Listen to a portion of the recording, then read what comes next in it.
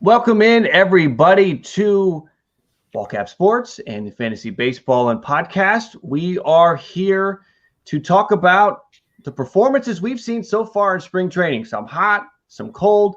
Listen, I know collectively, sometimes we like to throw the stats out the window, but players win jobs, ADPs are impacted. There's a lot that is important that we're watching in spring. So we're going to dive into that, and I have two of the best here with me to talk about that. We have a bunch of players lined up that we're going to get through here.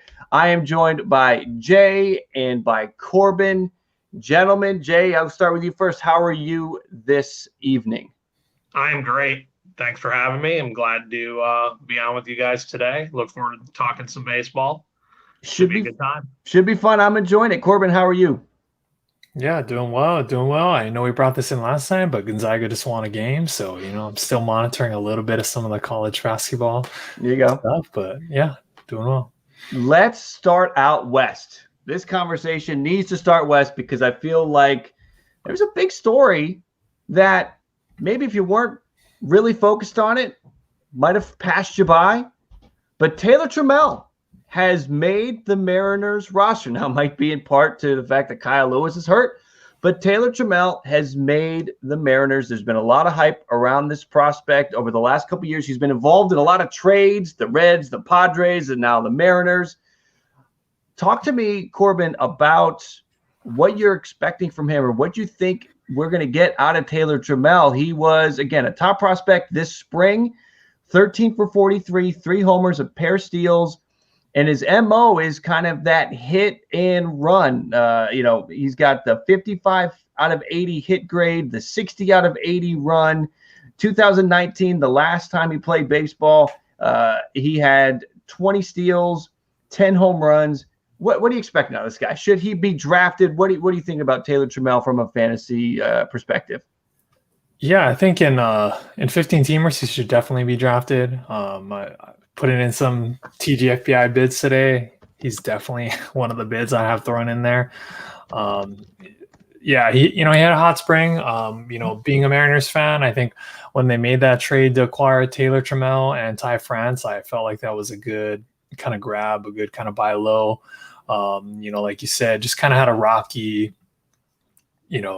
just time as a prospect, right? I think everybody kind of salivated over that single A 13 home run, 41 steal season in 2017, which seems like it was like 12 years ago. Right. He's a pretty good fielder. He's got 70 grade speed. So I think he's definitely going to steal some bags. Full-time playing time, he could definitely get to that kind of 15-15 realistic expectations because, if once Kyle Lewis gets back, I think that outfit's a little crowded. It may be more kind of double-digit home runs, double-digit steals. He's never been like a big power guy. He's just kind of been more like a decent average, more speed, great defender. He supposedly adjusted his swing over the past year. And he's looked pretty damn good, at the plate. And so it looks like it's kind of paying off. And I think before, he's always kind of been one of those guys that's kind of like been just super athletics, but hasn't quite translated the tools into, baseball skills. But hopefully this is a turning point here. We'll see if that sticks. In my opinion, if you've already drafted and you just punted on steals or for whatever reason didn't get any steals, Taylor Trammell is a gift, and go get him if you can. If he's still sitting there, I grabbed him. He's a gift if you didn't pay attention to the steal category because he'll earn more playing time if he comes out and he's playing well. It'd be hard to bench a guy who's hot. So, but they're going to have to kind of see how that all goes. There's actually a lot of prospects that we could talk about. This is a fantastic year for rookies and for prospects. And I want to go to Jay for this next one because I want to talk about a couple. One that has already been sent down but might not be down for long, and that's Bobby Witt Jr. Jay, talk to me about Bobby Witt Jr. He had a nice spring, hit a couple home runs, grabbed some eyeballs. What do you think about Bobby Witt Jr. from a couple different aspects? Should he be drafted? If he wasn't drafted, should you roster him? Talk to me about Bobby Witt Jr. Yeah, I think Bobby Witt Jr. has shown that he is definitely, has the tools, and he showed this spring that he's can definitely play at that level, and he's ready to go now. I think if he's still in drafts at the end, you can definitely roster him, as well as try to pick him up if he's available. He had a great spring. I mean, 38 at bats, he hit 289. 3 home runs, 7 RBIs, and his OPS was 851. I mean, it's pretty impressive for a young guy just drafted in 2019. I mean, those numbers are legit. The power speed aspect of his game is there. He's above average defensive skills. I mean, there's still kind of a question of where he'll play long term, but all the metrics are there for him to settle in and become an everyday guy for the Royals when that time comes. So I'm very high on this young kid. He's shown a lot of maturity early on, and when his number is called, I mean, I think he'll be ready to step to the breach. So like him a lot. And Kansas City, with all the moves they made this offseason, lets you believe that they want to win. They're not giving up on the season. And if they are winning, and if Bobby Witt is sort of like the piece that can push them over and make their team even better, I think they'll call him up. And that could be early or it could be late. And that's the risk. But it's certainly late in the draft, you could do worse than Bobby Witt, who might not be up for a little bit. On top of Bobby Witt, we've also got Ke'Bryan Hayes, Shane McClanahan. Talk to me about some of the others, those two specifically, from an aspect of how you feel about them for fantasy. Well, I'll start with McClanahan. Shane McClanahan is a 23-year-old left-handed pitcher, with the Rays. They are extremely high on this kid. He has shown that he has, the right stuff to, be an everyday guy for them in that rotation. Again, he's another player that, will be brought up.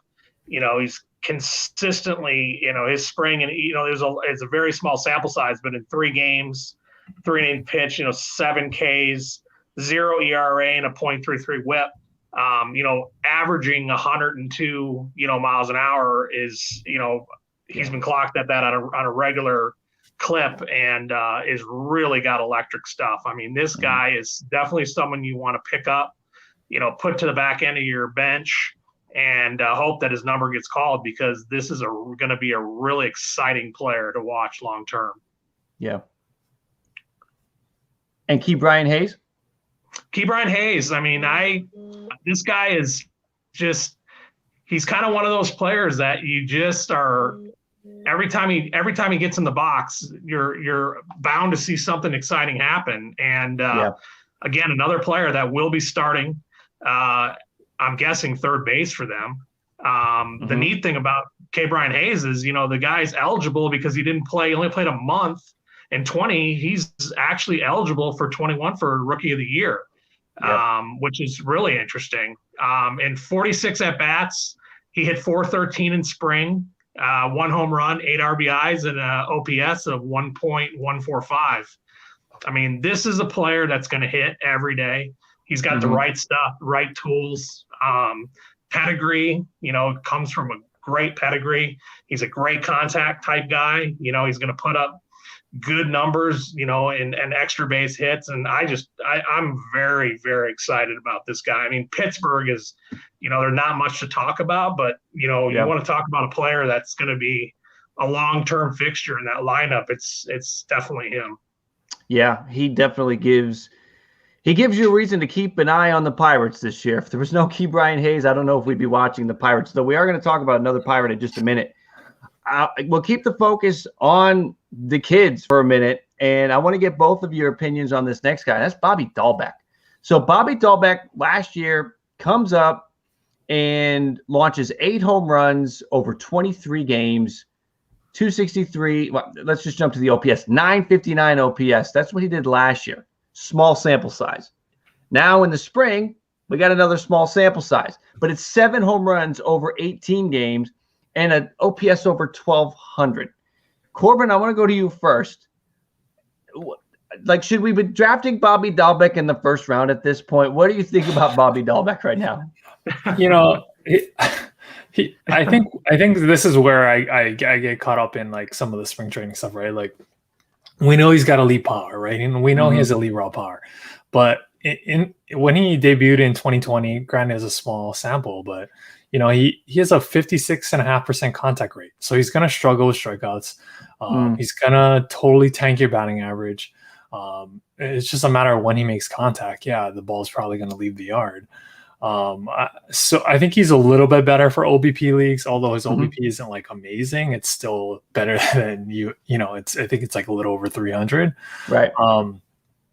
Yeah, I think when I looked, I mean, again, he hits the ball ridiculously hard. You know, when you lower the threshold for the exit velocity on fly balls and line drives, last year he was third with a 99.8 mile per hour exit velocity and a fly balls and line drive behind Fernando Tatis and Miguel Sano. And so, like, the power is legit, but I think it's just a matter of making contact.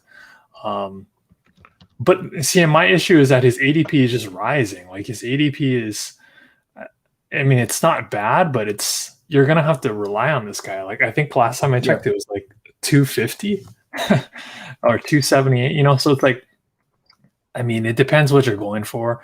I like, when I look at who's around, I would take Carlos Santana over Bobby Dalbec.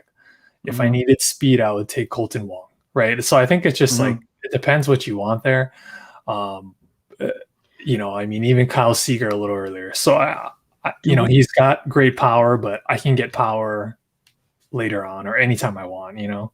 Are fantasy owners thinking they don't want to miss out on the next Pete Alonso rookie season? Jay, I'll go to you for that one.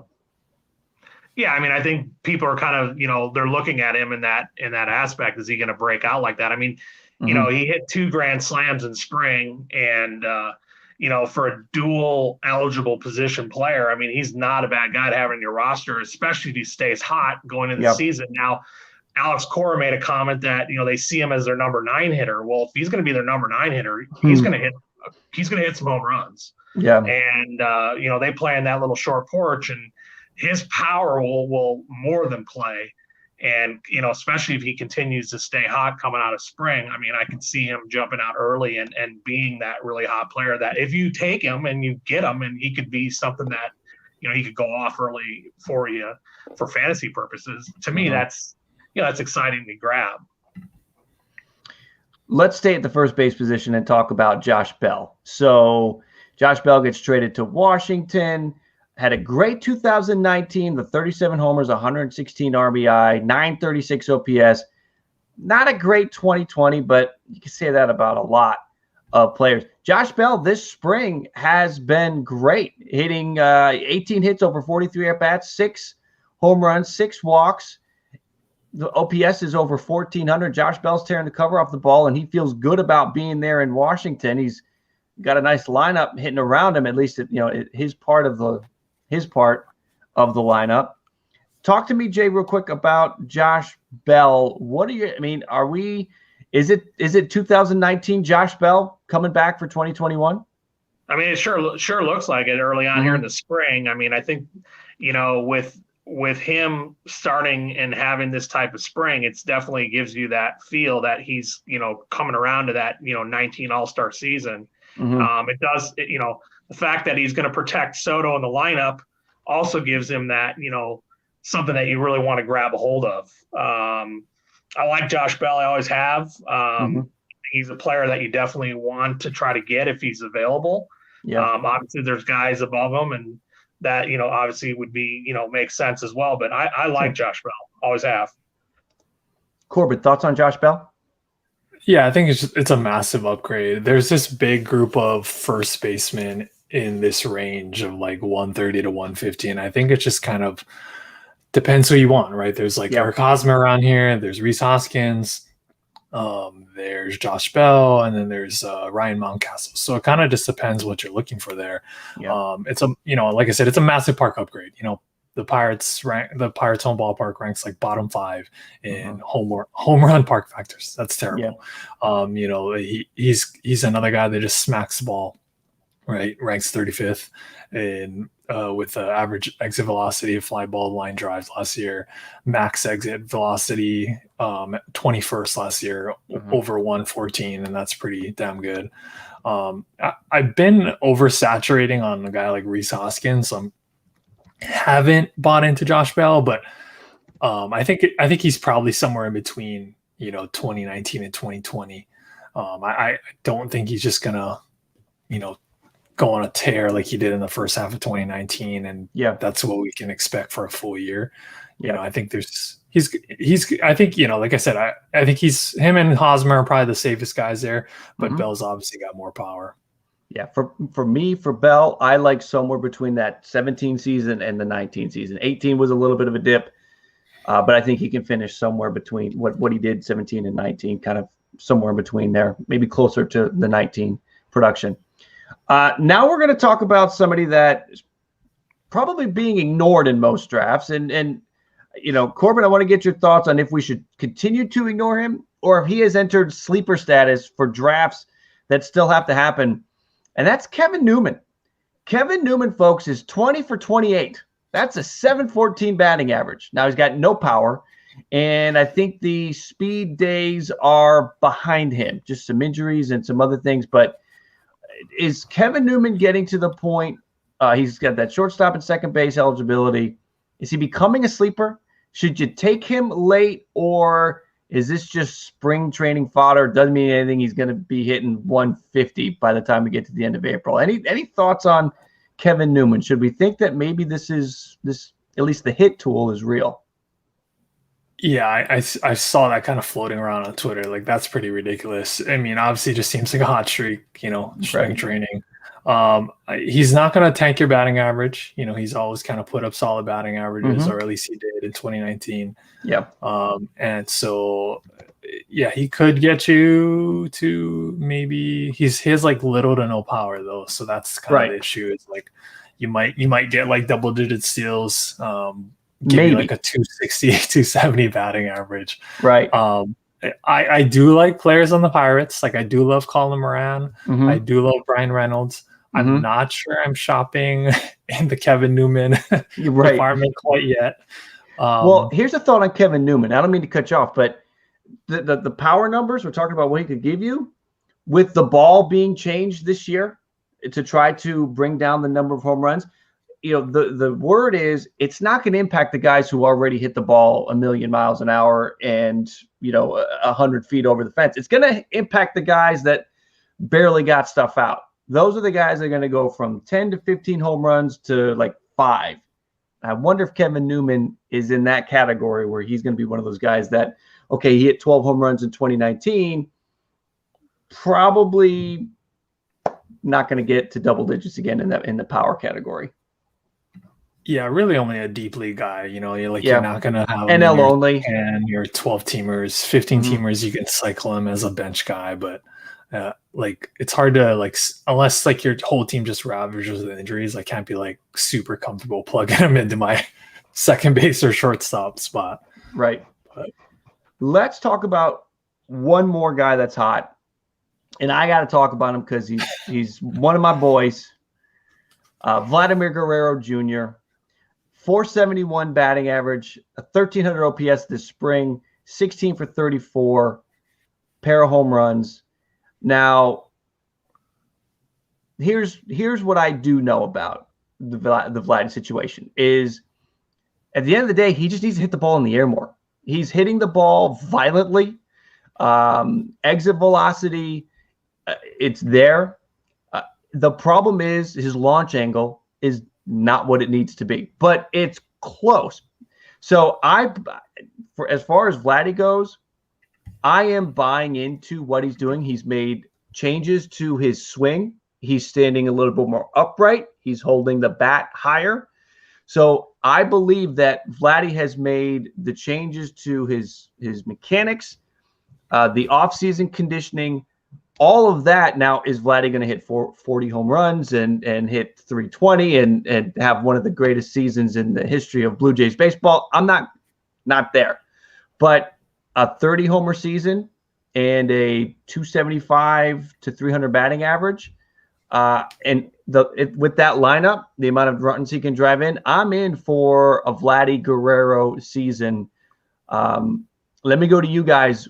Do you think I'm just drinking the Blue Jays Kool-Aid, or did you feel me on some of this? Jay, let me go to you first.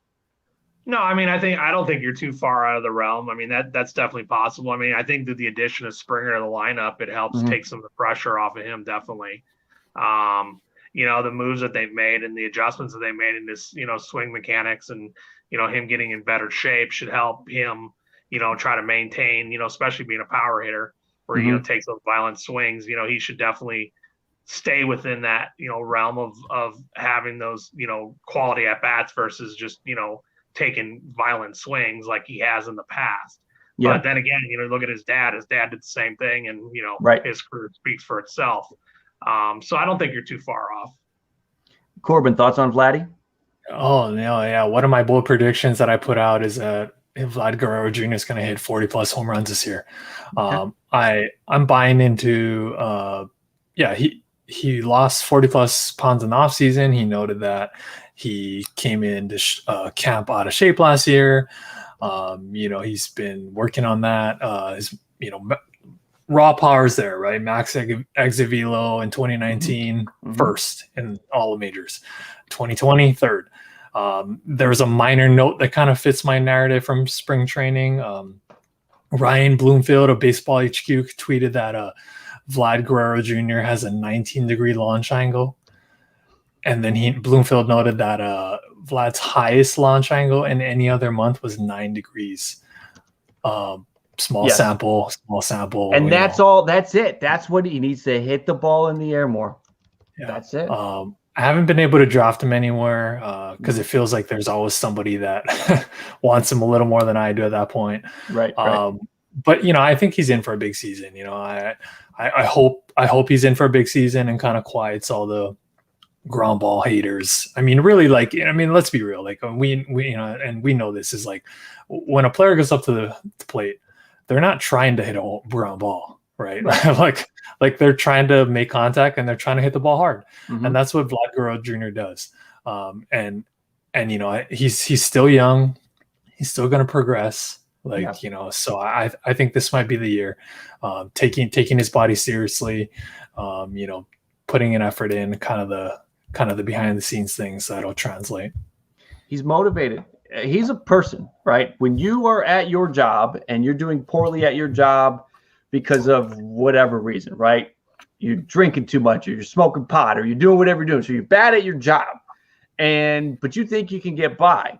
And then when people start talking about, hey, so-and-so, man, they're terrible now. Like they're just doing all this stuff. And it's just, a person should feel like, oh, I actually thought I was good at this, and now I'm not because of this. So I'm going to prove them wrong. All I got to do is stop doing this other garbage, and I'm going to show these guys that I've got what it takes. And Vladdy is essentially came into camp last year, was out of shape and was embarrassed by it. It's out there, and he's out there this year trying to prove some people that he is not going to fall off and is not what he was last year. So just from the personal aspect, being motivated to prove people wrong or prove doubters wrong, I'm all for it. I love motivation like that. Let's talk about, we're going to take a left turn here. We're going to talk about who's been cold, who is not performing well this spring training. And I'm going to start with Trevor Bauer. Now, you guys let me know. Corbin, I'll go to you first. But here's the thing about Trevor Bauer. He's out there. He's screwing around. And is that what this is? Is he going to be pitching during the season with one eye closed? Is he going to be telling batters what's coming during the regular season? I can't imagine it. But he's had some rough outings where he'll be smooth for an inning or two, and then he'll give up some home runs. 6 home runs allowed so far. Now, really what I'm concerned about is Major League Baseball's crackdown on the doctoring of the ball. And Trevor Bauer has been vocal about how if they were to crack down on that, then certain pitchers would see their RPMs dip, right? And he was like, if I did it, I would be incredible. Last year, his RPMs were the highest it's ever been. If they're going to crack down on that and he's going to stop using pine tar or whatever he was using, are we seeing a little bit of that right now with his spring training performance, or should I stop overthinking it? Corbin, what are your thoughts? Yeah, I think we're overthinking it. I'm not worried about Trevor Bauer. He's got a decent 20 strikeouts to 6 walks rate, 107 whip in 23 innings. I know he's messing around. Yeah, he like closes a one eye or something and messing around. I did see that thing about kind of the substances with the spin, but I mean, I don't understand how Major League Baseball is supposed to really monitor that. They're gonna have people there. They're gonna be monitoring things. They're gonna be with the binoculars, right? They're gonna be watching the guys. It's gonna be, the most ridiculous thing in the world is what it's gonna be. But they're gonna try to watch it. I mean, are they gonna do it based on spin rates? Because what if somebody just gripped it differently and made some mechanical change and they got more RPMs? You're going to be like, oh, this guy over here, or are they going to care more about Trevor Bauer, who's a big name, and they're not going to care about, not to throw out a name, but just a name like JT Brubaker, are they not going to care about that guy or something doing that? Right. So I don't know how they're really going to do that. And I think, would they take away, or would they ding or suspend some of their top arms and big time guys? Yeah. It doesn't seem like they would do that. I don't know. Not even the suspension or whatever they're going to do. But if they have been using it and that has brought them the success, Garrett Cole was named as one of the pitchers who's been using a substance. If Garrett Cole and Trevor Bauer, let's say Trevor Bauer was using a substance, we'll find out. We'll find out over time here, right? The performance in fantasy will really hurt you. So I guess the fantasy question is, if you drafted Trevor Bauer, would you be trying to trade Trevor Bauer? I traded Trevor Bauer in a 30-team dynasty league last year. And that was just because I had a surplus of pitching, which is rare in a 30-team dynasty. Trevor Bauer is going to eat innings, if there's any place outside of Cincinnati or Cleveland that is analytically inclined, it's the Dodgers, so they're going to keep him fresh. I don't think he's ever going to throw every fourth day. That's just ridiculous. I'm not, it depends what you want there. Some people are worried about him tinkering, things like that, but he's still pretty damn good, right? He still eats a ton of innings. He's still going to get you strikes out a lot of batters, 200 plus Ks. He might hurt you a little bit in ratios, but he probably will also put out some gems too. So yeah, let's talk about another Dodger pitcher, and I want to go to Jay for this one because Walker Bueller is not having a fun spring. He has appeared in 5 games. He's pitched just 17 innings, but in those 17 innings, he has allowed 26 hits, 6 home runs, 16 runs allowed from Walker Bueller. Is he just throwing everybody off the scent and this is just a bad spring training? Or do you think there's something to this and maybe you should, if you're taking one of the first starters, maybe look at the next guy on the list over Walker Bueller? What are your thoughts on what we're seeing right now with Bueller? Well, I think what you're seeing out of Bueller right now is he's struggling with his fastball command, and he's come out, openly and said he's definitely been struggling with it. His velo's dropped a little bit, but again, he's Walker Bueller. I mean, he's going to ramp up and get himself, to that point where he's ready to start pitching again. I'm not, passing on Walker Bueller. I mean, his track record speaks for itself. I mean, they add another quality pitcher in Trevor Bauer around him. He's in as good of a situation as you can be in. But for me, these are all just a part of, spring adjustments, I guess you can call it, more than anything else. And, he said, I'm trying to find my my command, and it's not there yet. And that's all. That all goes with pitching in spring. Some guys are these gym rats that are throwing bullpens all year round, and some guys kind of take it down a little bit and then try to ramp up a little more in spring. And I think he's going to be just fine. I think you just got to rely on the fact that he's shown that he can continue to pitch at a high level, and I think he'll do it again in 21. Yeah, I think what Walker Bueller is doing right now is exactly why we throw spring training stats out the window, because he's going to probably have a fantastic April, and then everyone will look back and be like, see, we don't care about spring training stats. Let's talk about, Jay, I want to stay with you for another pitcher. Tristan McKenzie had all the hype. He had a great first start last year and kind of built on that, had a good initial showing. It's not gone well this spring. 14 innings pitched, 18 hits and 10 walks. The command has certainly not been there. 7 home runs allowed. He's either walking them or they're hitting them. Thoughts on Tristan McKenzie? Should we, if you're taking a young pitcher, should you move Tristan McKenzie off that list? I think, again, there's another player that's, clearly coming to spring. I mean, he's coming off of a really good 20 season, 3.24 ERA in 8 games, 6 starts, 33.5 innings or a third innings, struck out 42. I think a lot of the stuff with McKenzie is, again, being a young pitcher, this really starting to be his first full year. They've made the announcement that he will be a part of the rotation with the trade of Adam Pluko. So he's going to have to, step up and get ready to play. And I think he'll settle in. Again, it's another, case like in the case of Walker Bueller, where he's still trying to, tinker with his pitches and find his command. And I think he'll be fine once the season gets going. I don't have a problem drafting the guy. Yeah. I think he's definitely someone you want to have. I'm taking, for me this year with McKenzie, I'm taking the wait and see approach. I'm worried about the control. So for me, because pitching is so deep, I'm looking elsewhere. That's just me. And I think that if you're fine going either way at the end of the day. For me, I'm going to take the wait and see. And if he's good and he's got his control together in 2021, I'm going to be all over him in 2022. Let's talk about, and Corbin, I'll go back to you. Let's get to some position players that are not playing that well. And shortstop is such a deep position.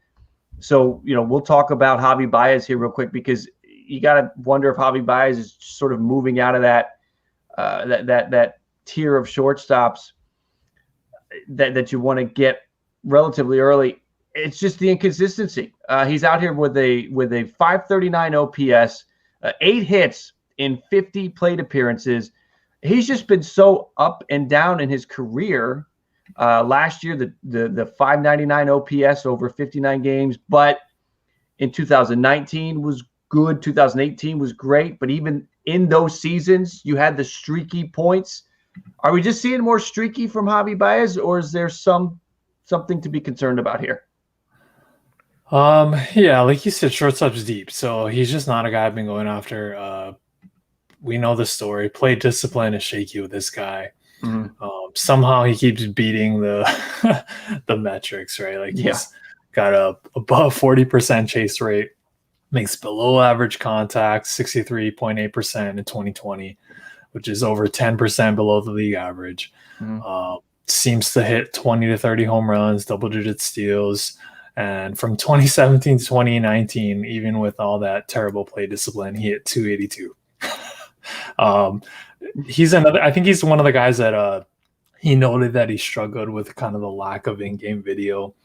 It sounds like there's going to be some form of in-game video, if I recall. Might be on some like tablet or something, but it sounds like they're trying to go somewhere in between, so it's not, we don't run into like a Houston Astros scandal again. But it sounds like they're going to get some kind of in-game video, but it may be like delayed or something. I don't know. I can't remember all the details around that.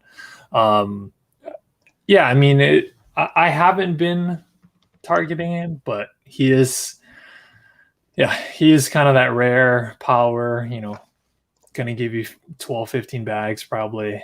Mm-hmm.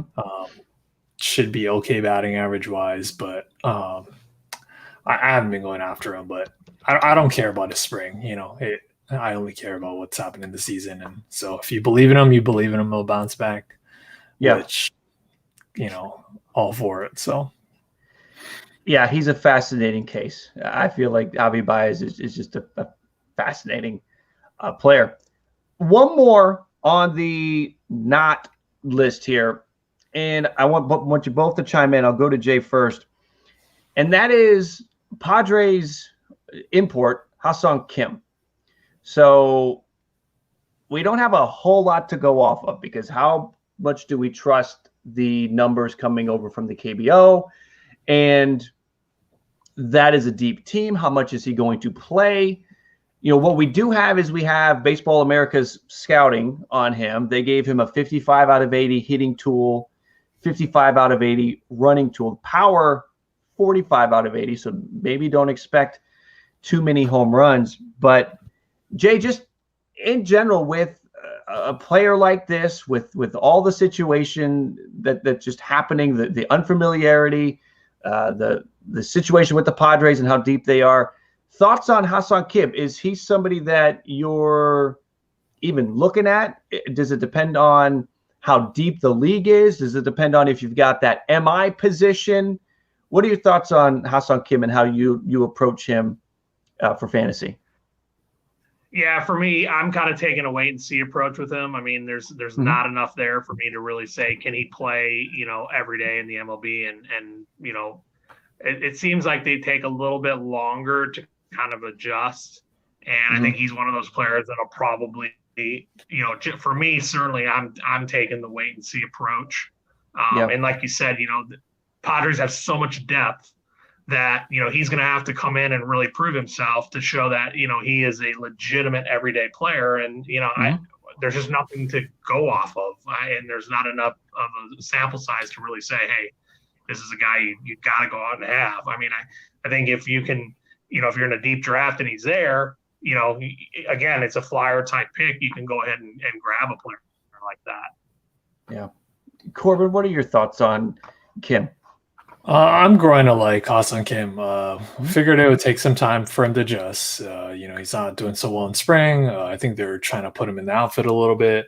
I think he's probably going to be more of kind of a second half guy. Maybe, or most likely have more of an impact in 2022. Right. I'm not drafting him, but he is worth monitoring, right? Like in 2019, he had 19 home runs, 33 steals. And then last year in the KBO, he had 30 home runs and 23 steals. And he hit above 300 in both of those seasons. He's always had kind of just amazing play discipline, like almost identical walk to strikeout rates. So I'm like, when I see a guy like that, I'm not saying he's going to be 2020, but I do like that he's got great play discipline. And another thing that I like is he's young, right? He's only like 25, a little over 25 years old. Often we see guys from the KBO, they're coming over a little later, a little older. And so I think he's a guy you look at their bench, right? Like, so outside of the backup catcher, they have Hasan Kim, Jurickson Profar, and Jorge Mateo. Jorge Mateo is had a pretty hot spring, but I mean, when it comes down to it, I think Hasan Kim is a better hitter than Jurickson Profar and Jorge Mateo. Right. So like, I think they're going to work him in there. Right. And I think he's probably going to eventually have an impact. It may just not be what, we can't take like what he did in the KBO and be like, yep, he's going to be a 2020 guy, but I think he's going to be probably a better real life guy than a fantasy guy right off the bat. But right. Again, I think second half guy. So just monitor him, if he gets hot, getting playing time, worth a shot. His ADP NFBC is at 312 right now. Yahoo, he's owned in 46% of leagues. So I think the wait and see approach is the way to go. It's why he's going late. Now, it's interesting that Hasan Kim is going 312 ADP, Willy Adames is going 422, 110 picks later. I think you got to want Willy Adames over Kim at this point, but Adames is falling behind Kim. There must be just that lore of maybe we know what Adames is, and we think that Kim can, maybe there's a higher ceiling there. I don't know, but I think that's the way to go. Don't draft him. Go somewhere. Don't draft Kim. Draft Adames if you're looking for a shortstop, but then watch Kim, because I think a lot of people who do draft Kim will probably be dropping him after a week or so when they see he's only playing every third game or he's just not getting regular at bats. It's going to be fascinating to kind of keep an eye on. That is going to do it for this edition of the Fantasy Baseballin Podcast. Thank you guys for listening. Make sure to find this, if you're catching us on YouTube, anywhere that you find your podcasts, you can find Fantasy Baseballin Podcast. Just search Fantasy Baseballin. I want to thank Jay and Corbin. Before we wrap up, I do want to give Jay and Corbin a chance. Jay, tell people where they can find you. Yeah, you can find me at Twitter at jray_voice. You can find me doing work for Fighting Chance, both football and baseball, as well as you can find my work over at Pregame HQ. Perfect. And Corbin, where can people find you? You can find me on Twitter at Corbin_Young21. And yeah, we've been pumping out a bunch of podcasts here with the site, and I do a bunch of fantasy baseball work with a few other sites as well. So it'll ramp up here as opening day closes in. Right on. And you can find me at Jim Riley Live on Twitter and Ballcap Sports on YouTube. Thank you, everybody, for watching and listening. We will catch you next week as the fantasy baseball season. Next time you hear from us, the season's going to be underway. We can't wait for it. Hope you can't either. Let's go. Baseball season right around the corner. Good luck, everybody. Anyone that might be finishing up your drafts, good luck out there. And we'll talk to you guys next time.